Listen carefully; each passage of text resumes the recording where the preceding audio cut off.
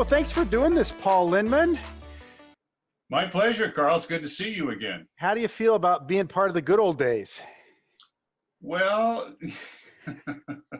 I couldn't remember the name of your concern here, whether it was Old Portland TV.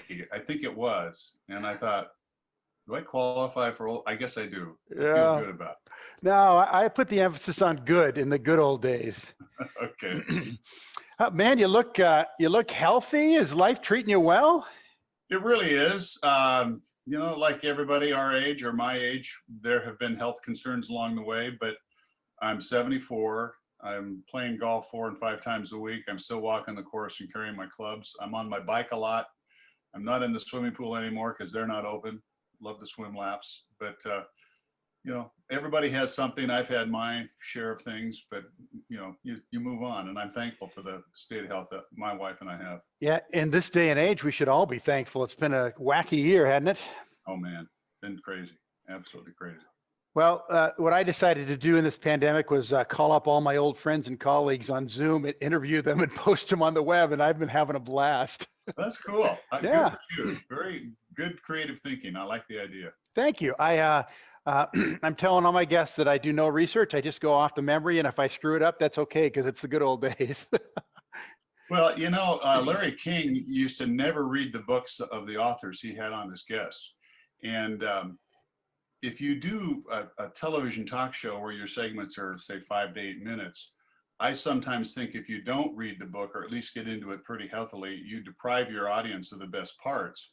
But Larry King said, I want to start where my audience starts. That is knowing nothing about this subject. And, you know, that's a good way to do it if you've got an hour or two. You know? Yeah, and it worked for him. He did okay. Oh, yeah. So let's see. You ended up at KATU right out of Portland State. Is that right? Yeah, I was actually in Portland State, still attending Portland State when I landed at Channel 2 in '67. And it's kind of an interesting story how I got there. My intention was to be a sports writer, print sports writer. And I was sports Me editor. too, by the way. Oh, was that right? Yeah. Wow. We never made it, did we? I was a sports editor at the Vanguard.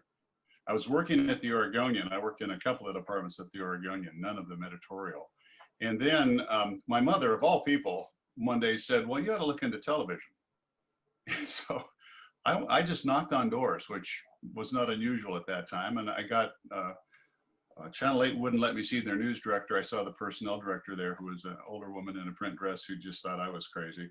But Channel 2 let me see their news director, a guy named Dick Hawkins. And for some reason, I made a tremendous impression on Dick. And he said, I'll tell you what, our entry position here is film editor. We've got a guy who's got that job right now who's got a degree in Russian, and we don't think he's going to stay. If you want to come in on your own and learn how to edit 16mm film, if he ever leaves, you can have the job. And so now I'm going to Portland State, working at the Oregonian in the afternoon, and going to Channel 2 at night to learn how to edit film. And the other kid with the Russian degree thought that he was about to be fired, and he was training me to take his position. So he went and found another job. Well, that worked out. Yeah. And I ended up being a film editor for the 11 o'clock news on Channel 2.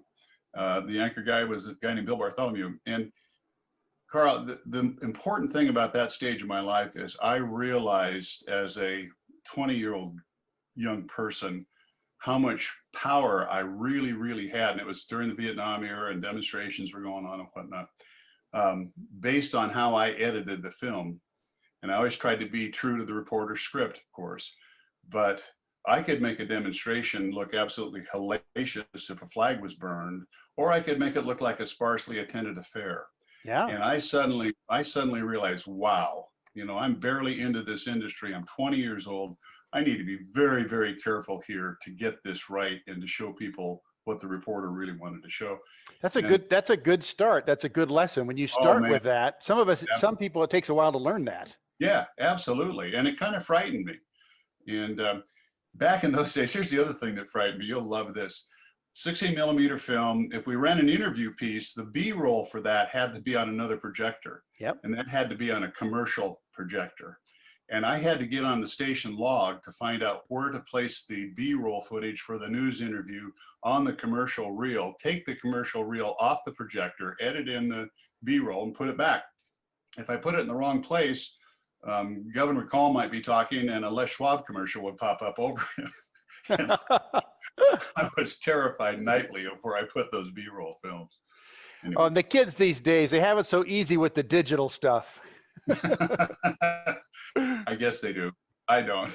I love the term B-roll that we still use in the industry, as you know, cover video, but it comes back from those film days when you had an A projector and a B projector, and if it was a big story, you had a C projector. That's right. That's right. Well, that's interesting how you started there. You know, the sports writer to film editor. I got great advice from my father. I was finishing up my junior year in college, and I had two internships lined up. Internships. One at the Spokane Chronicle, and it was going to pay me like $500 a month, which was, you know, gold back in the college days. And the other was to intern in the sports department with Al Keck and Scott Lynn at KGW for nothing. And I was leaning towards that $500 a month. And my dad said, you know, that might be good now, but I don't want you, don't make any decisions now based on money that may affect what you really want to do in the long run. And darn it, if he wasn't right. Yeah, very, very wise. One of the thrills for me, Carl, was that I ended up working, my family growing up, we were Channel 8 viewers. And the Channel 8 team, as you probably have been told or remember, you bet, was Richard Ross as the anchor, Ivan Smith was one of the anchors, Jack Capel was the weather, and Doug Lemire was the sports guy. Tom McCall was the political commentator. Yep. That's who I grew up watching. I ended up in my career working with every single one of them. Isn't that amazing? And I'd be sitting at my desk writing the story for the evening news, and Dick Ross would walk in and go, wow, there's Richard Ross. Well, I tell the story that when my father was a teacher, he took a group of kids over to KGW for their high school college bowl quiz show they had. And they gave us a tour of the studio, and he took all of we have 4 kids in the family. And I hopped out of line during the tour, and I ran up on Doug Lemire's sports desk and started pretending to read scores out. And 15, 16 years later, I was probably 7 or 8. My desk was right next to Doug Lemire. Oh, isn't that funny? Yeah. I love Doug. Part of my sense of humor is giving people a hard time. My dad said, if you really like somebody, you tease them. So I would always call Doug Douglas Smear. And later years, when he stopped being a sportscaster and started being an outdoors guy, I'd see him in the hallway at Channel 8 and I'd say, excuse me, sir, didn't you used to be Doug Lemire? and he always called me Punk. He'd say, how's it going, Punk? And he called me Kid. I saw him at the driving range at Eastmoreland one time. He walked out and I said, hey, Douglas Lemire. And he walked over and he says, you know something, Punk? Every time I see you, I'm reminded what a dumb shit I was when I was your age. And I don't know if I can say that word in this format, but that's sure you can. That's a direct quote. Well, Doug ended up with a pretty good gig going out and fishing once or twice a week for a few years. Yeah, that's the other thing I used to say to him, never get old, Doug. They make you go fish, but great relationship. And I did become a sportscaster along the way and hated it, as a matter of fact. Yeah. What bothered you? Well, I was a sports director at Channel 2 when Art Ekman left. Art Ekman was a sportscaster in Portland. Remember that name? Yeah, I do. Yeah. He was the only sportscaster in America that had 2 major team affiliations. He left Channel 2 to be the voice of the San Francisco Giants in baseball and the Houston Rockets in basketball. And I took his place when he left. But what I found out was it made work out of things that I loved. It made and if you're a sportscaster, you see a couple innings of baseball and a period of hockey and maybe 2 quarters of basketball, and you have to go back and prepare your stuff. So I wasn't even getting to go to the games. And there was a war going on, and there was racism issues, and there were so many things that I was interested in that didn't involve sports that I just didn't enjoy it. And to meet my military obligation, I went into the National Guard and I went and trained in artillery, and I was gone for 4 months. And when I came back, the law said that Channel 2 had to give me the same job I had when I left. And so I came back and they said, okay, you're sports director. And I said, no, I don't want to be sports director. And they said, well, this is our obligation met. We've offered you the same position you left. That's all we have. I said, well, then I'll see you. And then they said, okay, you can be a reporter. Good. so I stayed. My switch out of sports was not as profound. It was a different time, obviously, but I kind of the same deal. I did it for 6 years at Channel 8, and I just decided, I was just tired of putting such an important emphasis on something that was really so insignificant to our society and our community. I mean, I'm still a sports fan, I'll admit that, but I just, I didn't want to be putting on, who was making $1 million with their contract this year, and I just.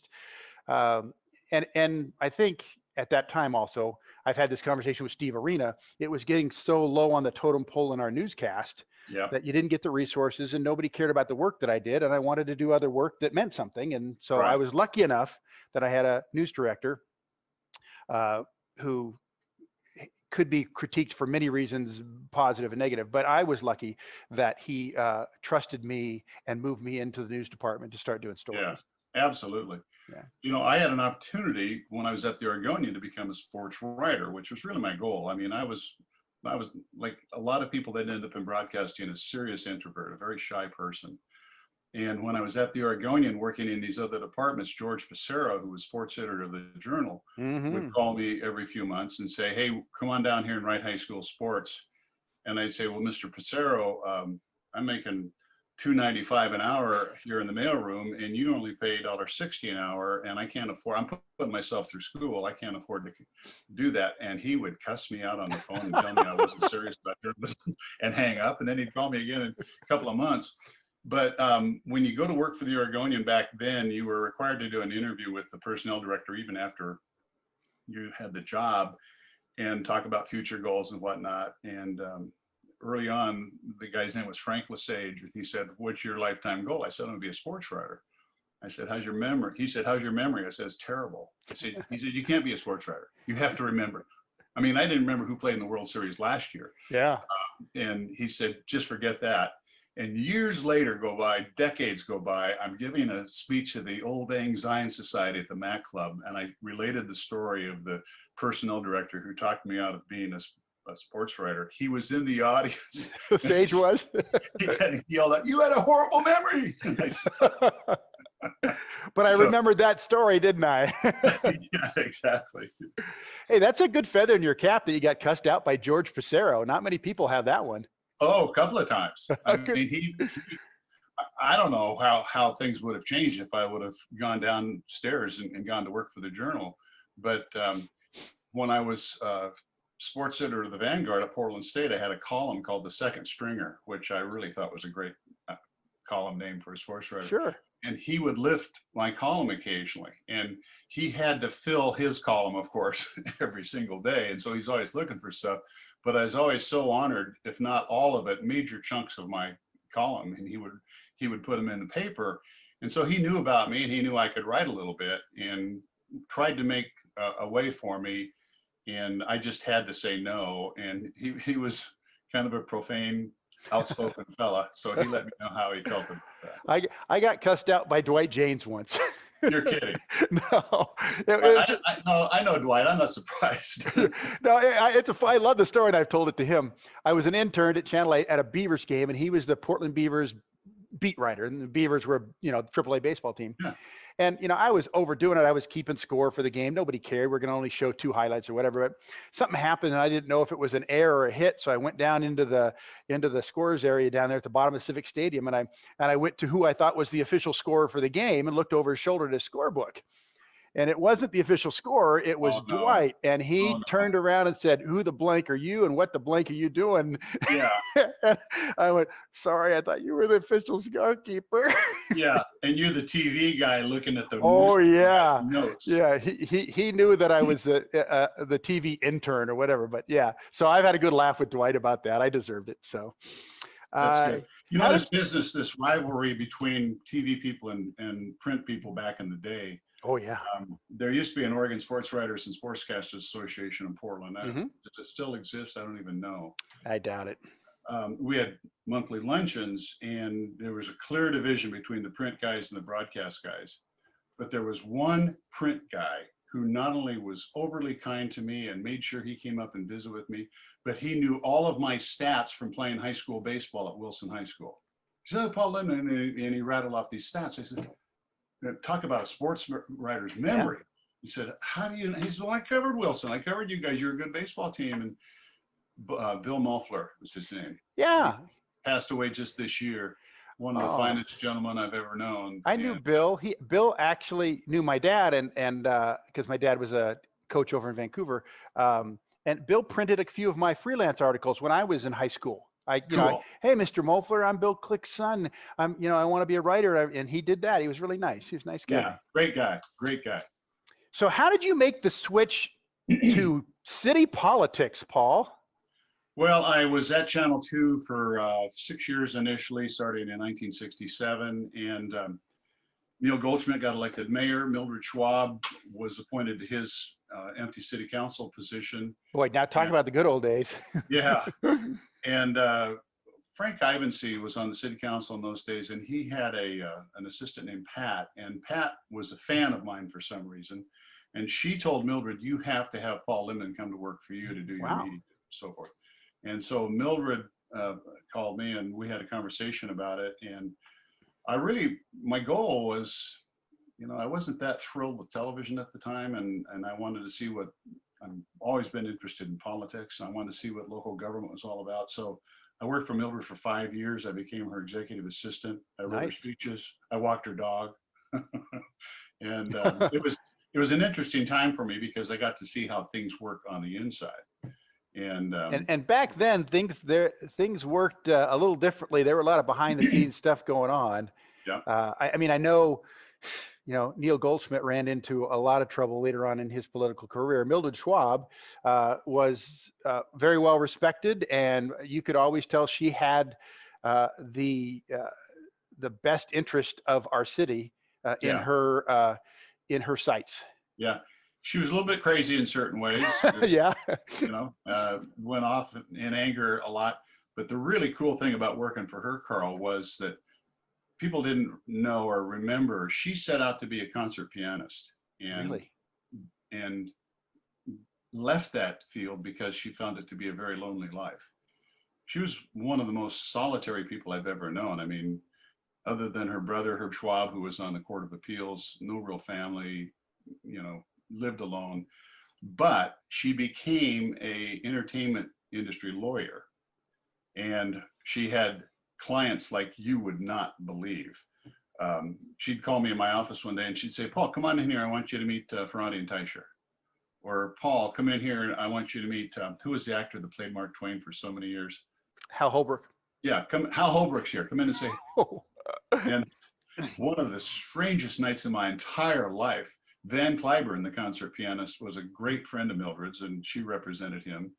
And she asked me if I would drive Van Cliburn and her to Eugene for a concert at Matt Court one night. And I don't know if you have time for the story or not, but it was one of the most bizarre stories of my entire life. You better do it.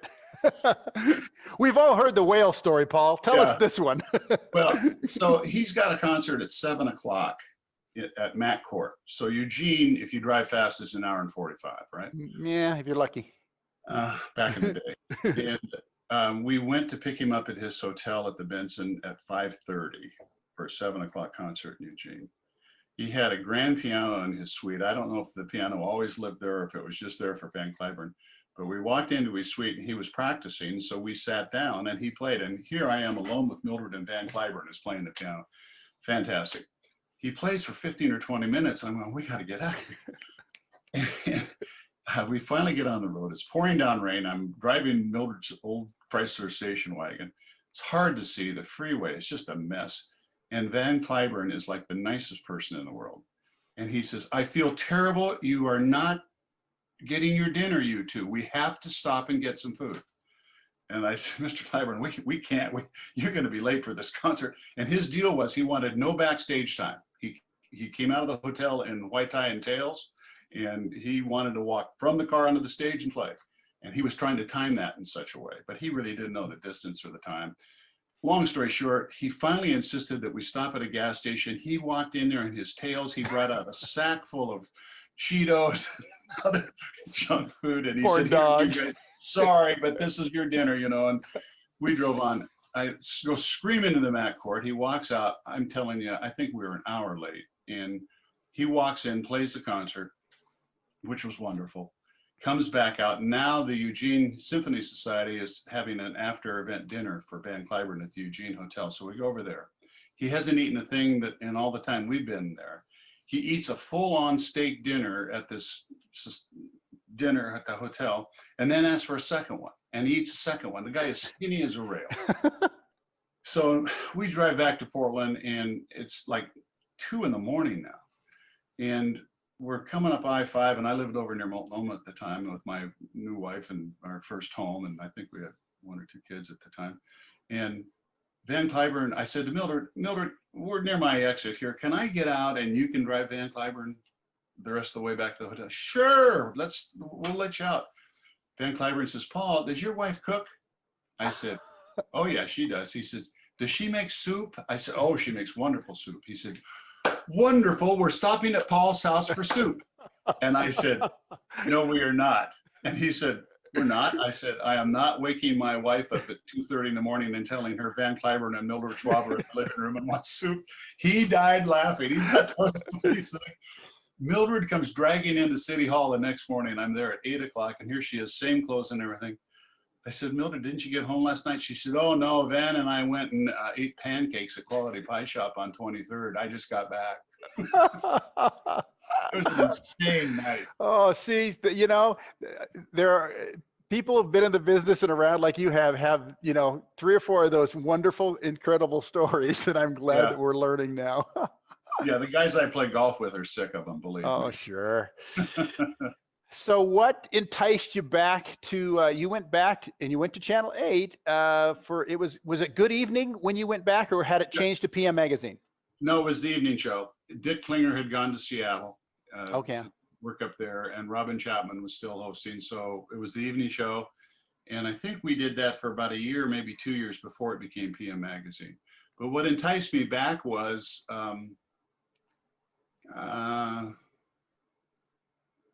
I felt that I'd had enough local government, and I'd learned what I wanted to learn, and there was no real place to go from there. So I went back into broadcasting. And you weren't going to run for office?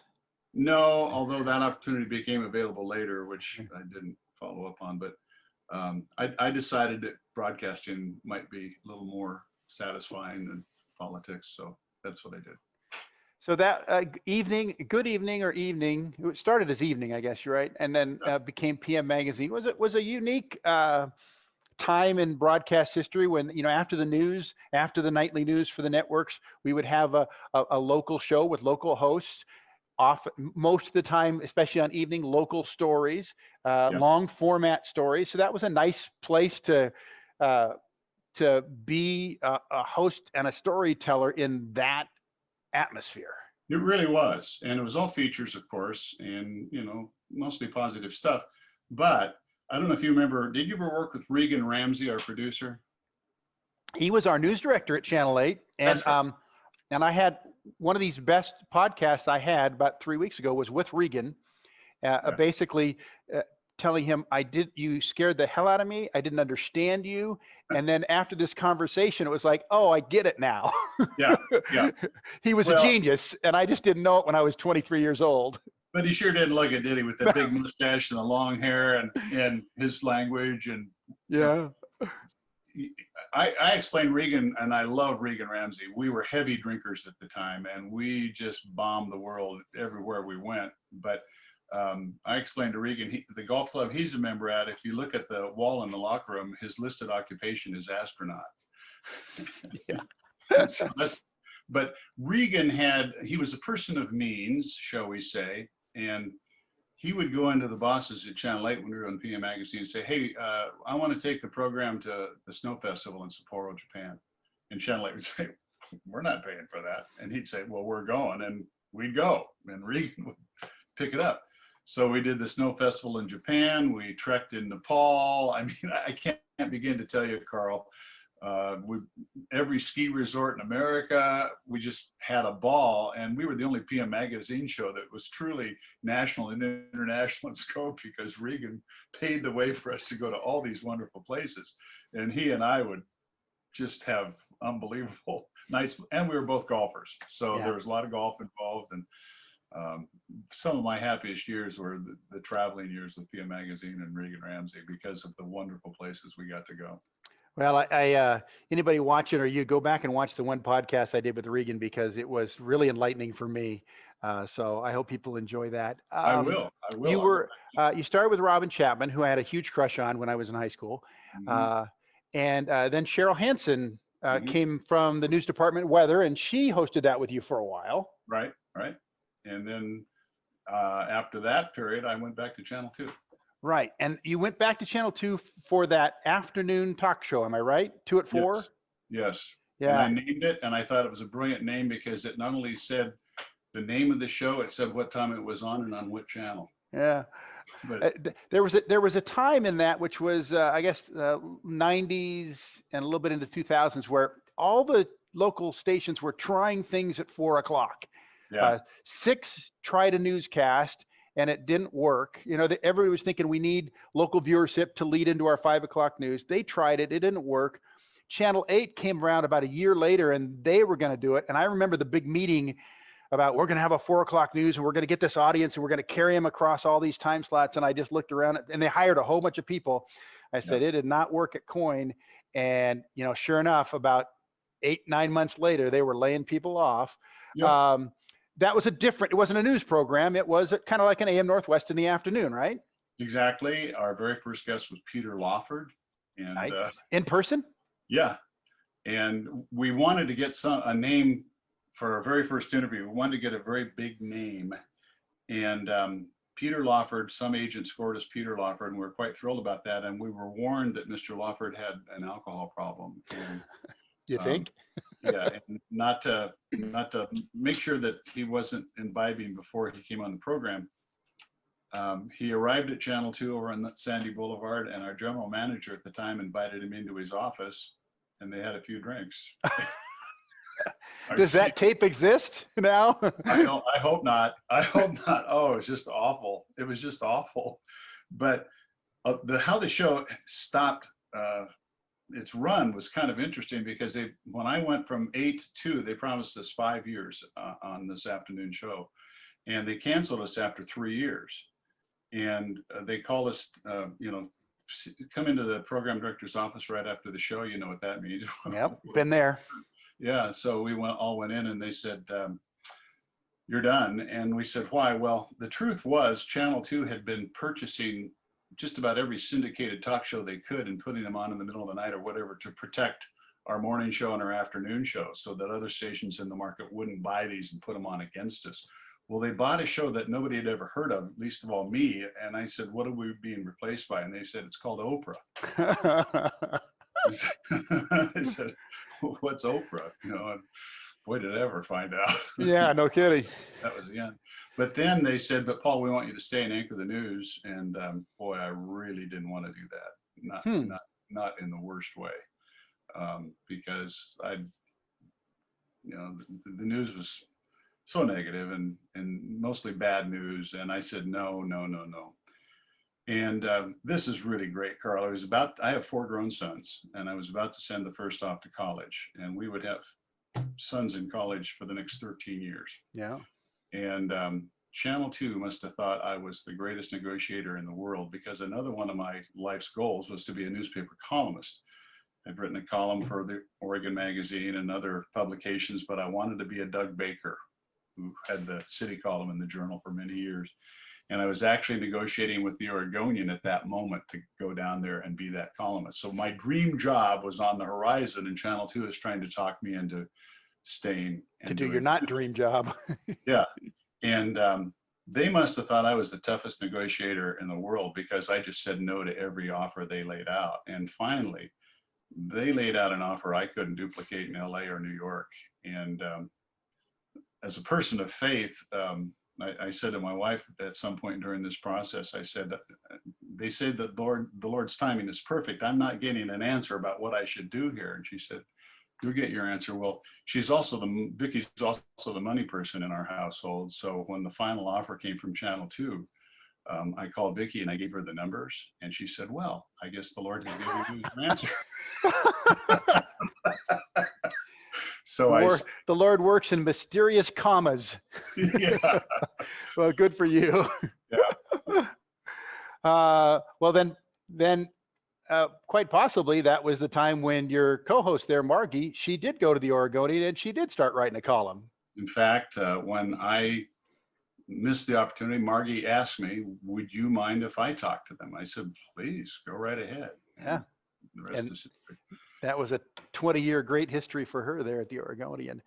But the good part for me out of that, Carl, was that as much as I dreaded doing the news, those were in the days Steve Dunn and I, well, first it was not Steve, it was Gianola.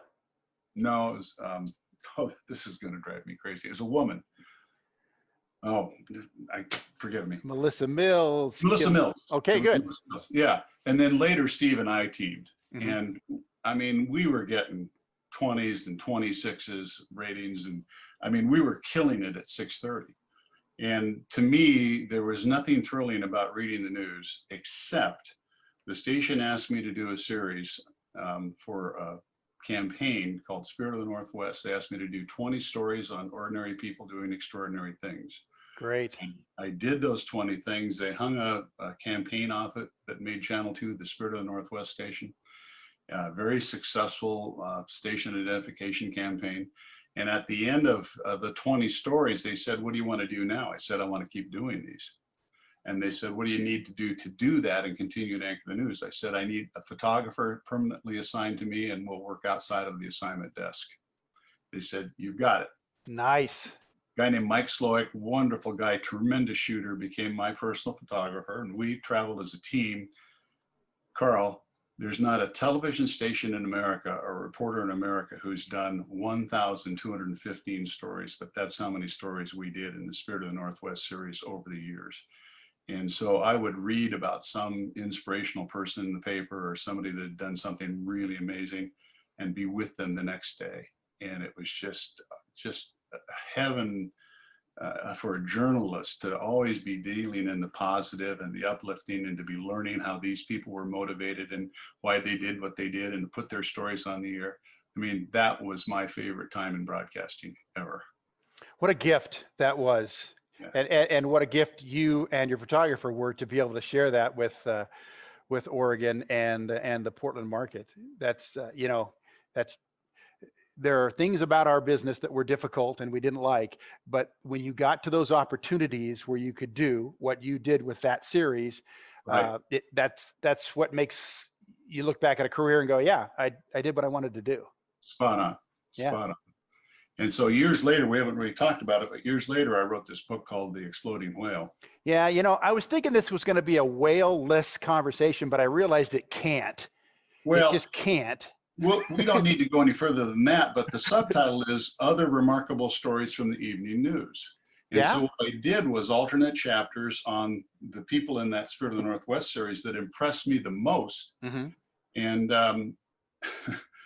the interesting thing for me is that Philip Margolin, who's a local successful fiction writer and lawyer, he loved this book so much, he asked, can I share it with my New York agent for possible national distribution? I said, well, sure. Yeah.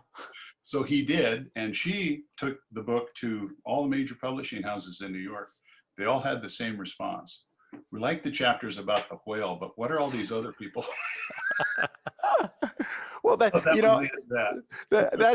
I was going to tell you, or at least ask you about the whale story. I mean, we've all heard it, we all know it. It's tremendous, but it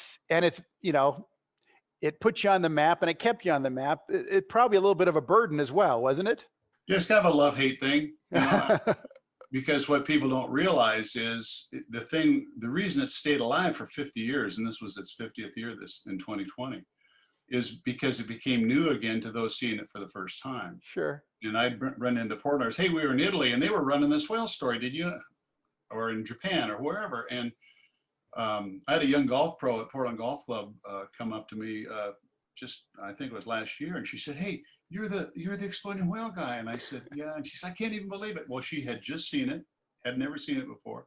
And then she said, "And Paul, you were actually good looking when you were young." So I'm running into stuff like that for 50 years. and I don't know if you can see it, but the lowest picture on that wall over there is a metal plate of a graduate school in Oslo, Italy, called SIMBA, Consortium Institute of Management and Business Analysis. And they contacted me years ago, a guy named Al Ringleb, who founded the school. 50 American universities feed grad students into this university in Italy, just outside of Venice. And they were using my book as a text in their international problem solving curriculum. And they asked me if I would come over and lecture. We've done it 3 times now, and we'll probably go back again. But of all the things the whale has meant in my life, not all of them that tremendous, including young women talking about how you used to look. Those trips to Italy were the big payoff for us. Nice. You know, there's the good and the bad, and I'm willing to take them both on. Yeah. Well, that's what life's all about, is the good and the bad, and where it takes you, isn't it? Mm-hmm. And your career took you to radio, which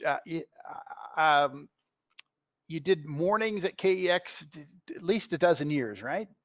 Well, I went to KEX in 2003 and lasted until 2016. I did mornings, and then I did the midday show. I still substitute for Mark Mason on his midday program. When he's away, I host it, and I still do weekly commentaries at KEX. I had never worked in radio. I had always wanted to. And the big push to leave television for radio, everybody thinks you're nuts for doing so. First of all, financially, it was advantageous, which was a surprise to me. Second of all, high def was coming along. And I had a pretty good idea what this old face would look like. Yeah, let me just tell you, the high def makeup is very expensive.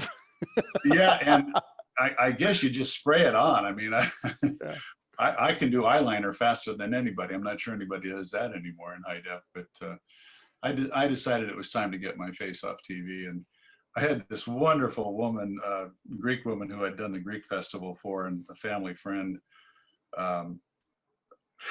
come up to me in the store and say, "Paul, I hear you're going to radio. I just want you to know I think you have a perfect face for radio."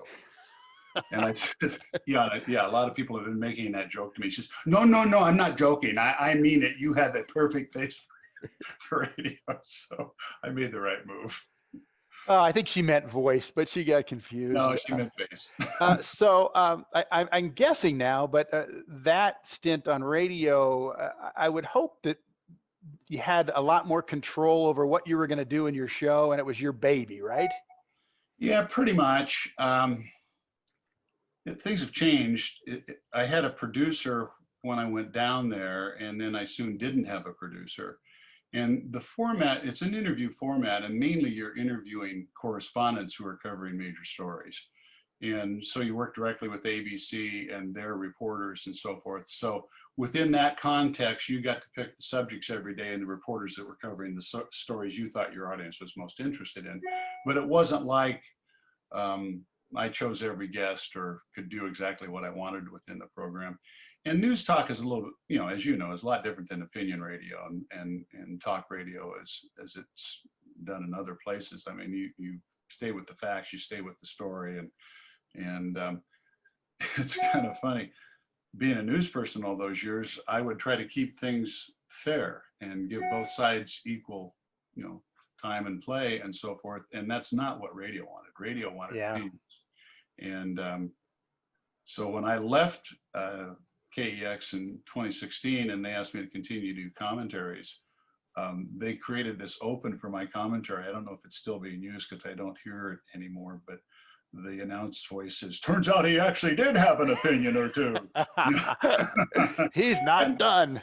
And I knew all along my refusal to express a personal opinion was not what radio wanted. But with a news background, I couldn't do it. Now I express opinions quite strongly in my commentaries, and it stuns people. Yeah. I get response saying, why would you say that? And why are you not being fair? Well, I'm expressing an opinion now. And so Yeah, that's one of the big problems about the perception of news is that I don't think people can distinguish between uh, reporting and opinion.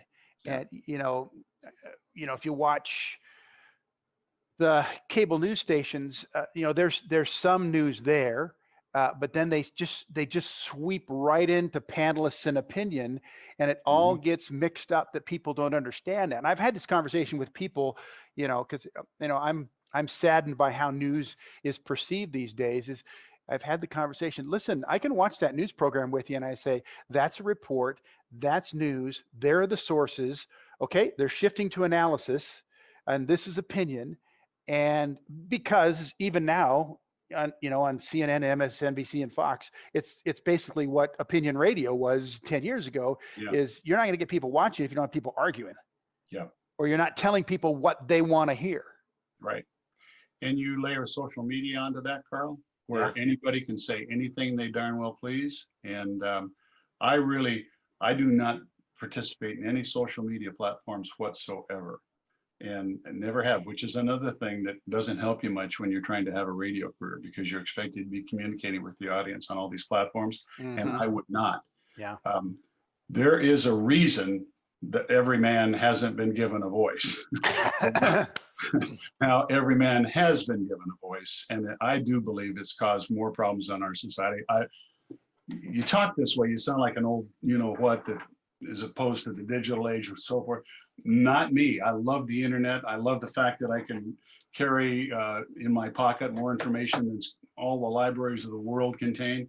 But I really hate what social media has done to us in terms of what you're talking about, truth telling and discerning between what is true and what is not. It's scary. And between the cable networks and the opinion, like the local talk show guy that says, hey, it's easy. Why doesn't the city of Portland just do so-and-so? Or it's easy. Why doesn't the governor just do so? No, it's not easy. It's not simple. It's complex. And you can sit in the radio and talk about how dumb the decision makers are, and sometimes they are, but your simplistic view of how we solve this problem wouldn't work in 1,000 years. Yeah. Yet they're able to state that, and everybody says, yeah, the governor's an idiot. Why'd you do that? And nobody pays attention to the news reporter who goes down to City Hall, asks the questions, and comes back and says, here's why it's difficult to do, because these Right. are all the things that have to happen. Yep. It'd be nice if it were simpler, and maybe we can make it simpler, but there are reasons that things have to be the way that they are. That's right. And you and I appreciate the news reporters who are out there on the beat and getting the job done. I hope they're still allowed to get into the details of all the minutia that's behind all this stuff. Sometimes I wonder anymore if, like, do television stations have beat reporters anymore? Do they have somebody going to the Board of Higher Education and the school board and the City Hall daily? I don't think there's an emphasis on, I can remember when we had a City Hall reporter and we had a bureau in Salem. Mm-hmm. And those things probably don't carry the weight that they do or that they did, because those local news stations have to compete with the show that's on Fox and the show that's on MSNBC, and they got to get viewers. And that's right. But again, that's why we're from the good old days, Paul. That's right. So, boy, it's nice to hear your story and the things that you got to do and the things that you wanted to do. And any regrets, anything not getting done, or anything you do differently? Well, you look back and you think about the decisions you've made, and you wonder, where the road would have taken you if you'd made the opposite decision and stuff. There are, I coached my sons in baseball and basketball. I wish I would have been a little more serious about parenting. I mean, fortunately, because they had a wonderful mother, and Vicki and I will celebrate 53 years of marriage next week. They all turned out fantastic, but I wish I would have given more attention to my mm-hmm. sons. I was known in the neighborhood as the dad who was always with his boys and so forth and so on. But I was into career and, 10,000 other things. And I would, if I have a regret, that is it. But having said that, I have lived a blessed life. I have a wonderful family. I now have 6 grandchildren, and they're all great. And I have 3. I've always wanted a daughter. Now I have 3 wonderful daughter-in-laws, and I am blessed. And Carl, if I have a problem right now, this is feeling a lot like retirement. I'm still doing freelance video projects. I work with a shooter named Jim Standridge, who's a full-length movie maker, and we just completed a 4-year project for the Portland Clinic, which we love doing. I have writing projects that I'm doing, one of which is with my son. And so I have work that keeps me going, but I'm deadline oriented, and if there's not a deadline, I kind of let things slide.